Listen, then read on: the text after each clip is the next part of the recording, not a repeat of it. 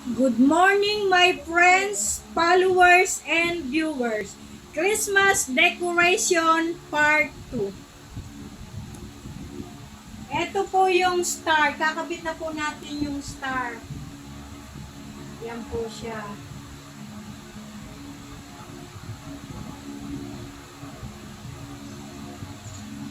Tapos, magkakabit na po tayo ng mga Christmas balls.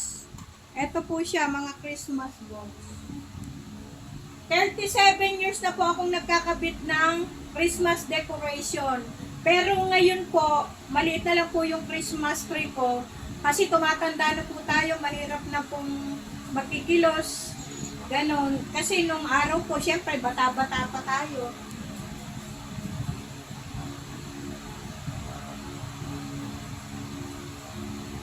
Baka abutin po tayo ng part 5 kasi sa reel po, maiksi lang po ang oras, minutes lang po.